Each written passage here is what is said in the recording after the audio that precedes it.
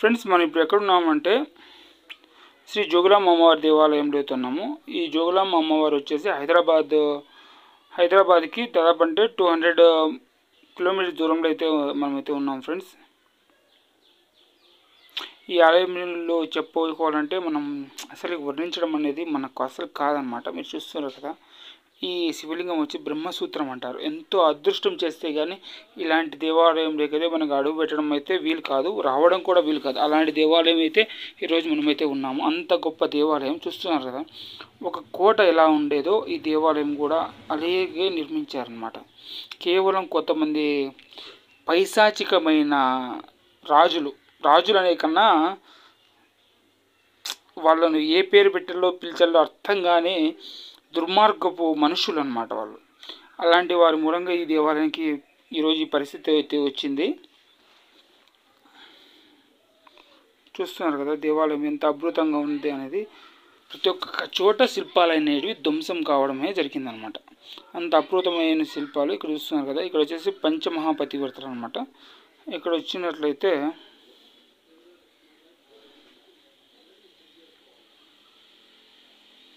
ఇదంతా వచ్చేసి దేవాలయం ప్రహరీ గోడ అనమాట. పూర్వం 1300 సంవత్సరం కన్నా పూర్వం అనమాట. శక్తిపీఠాల్లో ఒకటైన జోగులాంబ అమ్మవారి దేవాలయంలో మనం ఉన్నాము. ఎక్కడ చూసినా కానీ శిల్ప సంపద అనేది ఉట్టిపడుతుందని చెప్పాలి. బహుమని సుల్తాన్ల వల్ల మాత్రమే ఈ దేవాలయం ఇలా ధ్వంసం కాబడింది అనమాట. అప్పటికి ఇంకా ఈ వాళ్ళ అందరూ అనేది విభజించబడలేదు అనమాట. ఇక్కడ వచ్చిన తర్వాత ఇక్కడ శక్తిపీఠాలలో ఒకటైన ఈ ఆలయం ధనిక దేవాలయం గాను మరి ఎంతో విసలితూ ఉండేదన్నమాట. అలాంటి ఈ దేవాలయానికి ఈరోజు ఈ పరిస్థితి వచ్చింది. ఇక్కడ చూస్తే ప్రతి ఒక్క శిల్పంలోనూ మన పూర్వీకుల యొక్క శిల్ప సంపద అనేది మనకి కనబడుతూ ఉంటుంది. అంతేకాకుండా చూస్తున్నారు కదా ఇక్కడ పరమశివుని విగ్రహాన్ని ఎంతగా ధ్వంసం చేశారనేది. అంటే ఇక్కడ చూస్తున్నారు కదా ఇలా చేశారనేది. వాళ్ళకి అందిన కాడికి మొత్తం నాశనం చేశారు. పైన ఉండే కప్పును కూడా పగలగొట్టారు. చూస్తున్నారా మీరు? ఇటు ఒక్క వచ్చి చూపిస్తాను మీకు.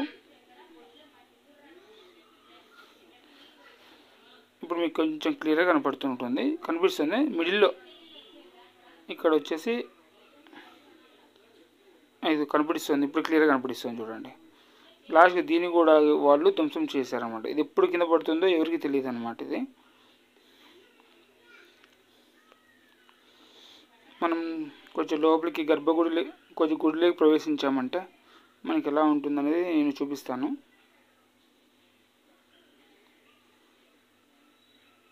చూస్తున్నారు కదా దేవాలయాలు ఎంత అద్భుతంగా ఉన్నాయనేసి.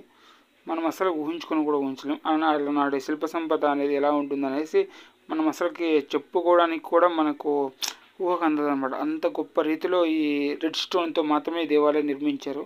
చూస్తున్నారు కదా ఈ స్టోన్స్ అనేది అంటే సంగీతాన్ని వినిపించే స్టోన్స్ అనమాట. మన హంపీలో ఎలానో ఇక్కడ కూడా అలాగే. చూస్తున్నారు కదా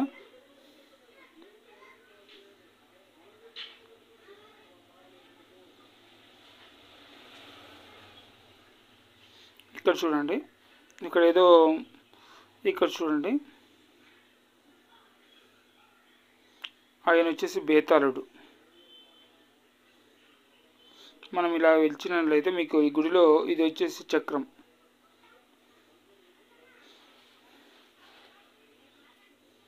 గుడిలో ఒక్కొక్కటి ఒక అద్భుతమే. ఇంకా ముందుకు వెళ్తే మీకు ఒక సర్ప్రైజ్ అనేది చూపిస్తాను ఈ దేవాలయంలోనే. ఇక్కడ చూస్తున్నారు కదా,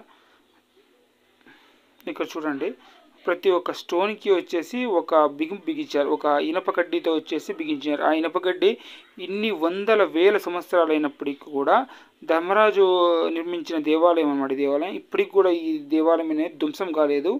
అలాంటి దేవాలయంలో ఉన్న ఆయన నిర్మించిన కడ్డీలు చూస్తున్నారు కదా, ఈ కడ్డీలతో ఈ దేవాలయాన్ని అంటే రాయికి హోల్ చేసి ఆ హోల్ని దీన్ని రెండింటిని కలిపి ఎప్పటికీ ధ్వంసం కాకుండా ఈ దేవాలయం నిర్మించారనమాట. అంత గొప్ప దేవాలయం ఇది. ఈ దేవాలయం ఇట్లాంటి దేవాలయం మీరు ఎక్కడెక్కడ చూసారనేది కామెంట్ సెక్షన్లో అయితే రాయండి.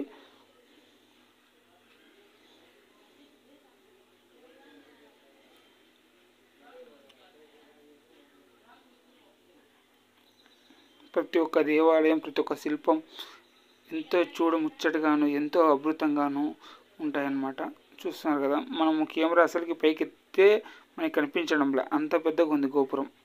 లోపలికి వచ్చినట్లయితే ఇక్కడ చూస్తున్నారు కదా విగ్రహాలు ఎంత కళాత్మకంగా ఎంత కళ ఉట్టిపడేలాగా నిర్మించారనేది. అలాంటి దేవాలయానికి ఈరోజు ఈ పరిస్థితి వచ్చిందనమాట. శివపార్వతులు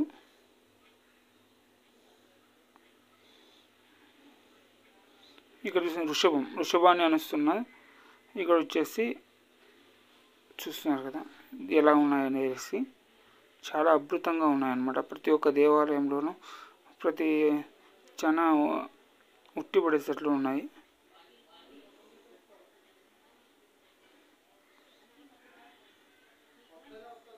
చూడండి ఇక్కడ ఎలా ఉన్నాయో శిల్పాలు. అసలు నాకు చెప్పడానికి కూడా అసలుకి మాటలు రానంతగా ఇక్కడ దేవాలయం అలా ఉందన్నమాట.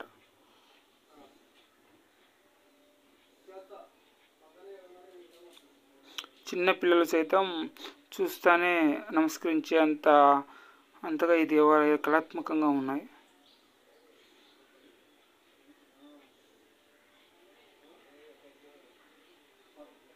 ఇప్పుడు ఇక్కడే మనకు వచ్చేసి అమ్మవారిని బహుమన సూత్రాలు ధ్వంసం చేసిన తర్వాత 2005 వరకు కూడా అమ్మవారిని ఇక్కడే భద్రపరిచారు. తర్వాత జోగుల అమ్మవారికి దేవాలయం నిర్మించారు 2005 సంవత్సరంలో. ఇక్కడ వచ్చేసి తెలుగువారి ప్రభుత్వంలో అనమాట. అంటే అప్పటికి 2005 అంటే రాజశేఖర రెడ్డి వారి హయాంలో ఈ దేవాలయం తిరిగి నిర్మించారనమాట. ఈ దేవాలయంలోనే ఒక చోట మసీద్ అని నిర్మించారు. ఎవరన్నా ఈ మసీద్ గురించి పూర్తిగా తెలుసుకోవాలనుకుంటే వెళ్ళి చూడండి.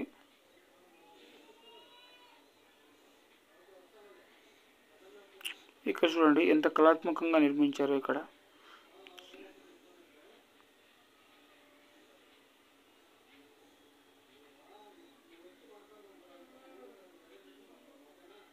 ప్రతి ఒక్క కళ అనేది శిల్పం అనేది ఒక కళాత్మకంగా ఎంతో అద్భుతంగా ఉందన్నమాట.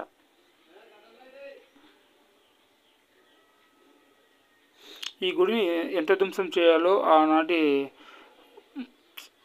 ముస్లిం పరిపాలకులకు అంతగా ధ్వంసం చేశారనమాట. అయినప్పటికీ ఈ దేవాలయాన్ని పూర్తిగా ధ్వంసం చేయలేకపోయారు. ఇక్కడ చూపిస్తాను మీకు. ఈ నందిని ఎంతగా ధ్వంసం చేయాల్సినంత అవసరం ఏముండదు. చూడండి ఎంత దాంట్లో రాడ్లు పెట్టి మరీ కొట్టి పగలగొట్టారనమాట ఈ దేవాలయాన్ని.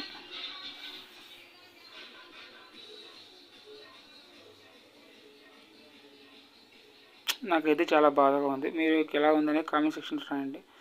ఈ దేవాలయం మొత్తం మీద నంది విగ్రహం ఒకటే చూడడానికి చాలా అంటే చాలా గొప్ప కనపడింది. ఇంకా చాలా ఉండవచ్చు కూడా. ఇక్కడ చూస్తున్నారు సప్తమాంత్రికులు దేవాలయం అన్నమాట. గణపతి స్వామి.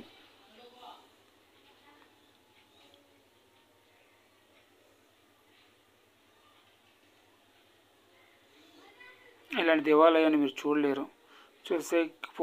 చూసేకి ఇలాంటి ఎన్నో కళాఖండాలు అనేది మన చరిత్ర మనం కాపాడుకోవాలి. ఇలాంటి మన చరిత్ర మనం నాశనం చేసుకుంటున్నాం. అలాంటి దేవాలయం మనం కాపాడుకోగలిగితేనే మనకు మన భవిష్యత్ తరాలకు ఒక విలువ అని ఉంటుంది. మన దేవాలయాలు మన సనాతన ధర్మాన్ని మనమే కాపాడుకోవాలి. ఇక్కడ చూడండి నందికి వచ్చేసి కాలు తీసేశారు.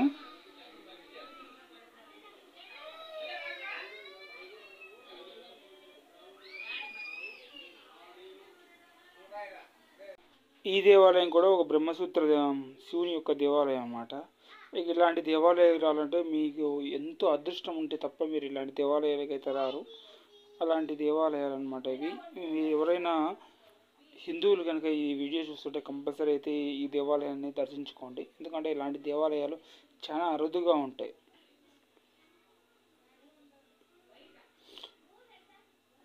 ఇలాంటి దేవాలయాలు కాపాడుకోవడం మనందరి బాధ్యత. ఇలాంటి దేవాలయాన్ని కాపాడుకోవడమే కాకుండా కొంతమంది ఏం చేస్తుంటారంటే మన దేవాలయాలు మనతోనే ధ్వంసం చేపిస్తుంటారు. అలాంటి మాటలు వినకుండా కేవలం మన దేవాలయాలు కాపాడుకోవాలనే విషయం ప్రతి ఒక్కరు గుర్తుపెట్టుకోవాలన్నమాట. ఇక్కడ చూస్తున్నారు కదా, ఇక్కడ పాదరక్షలు ఉన్నాయి. చూస్తున్నారు కదా, పాదాలు పెట్టినారు స్వామివారు.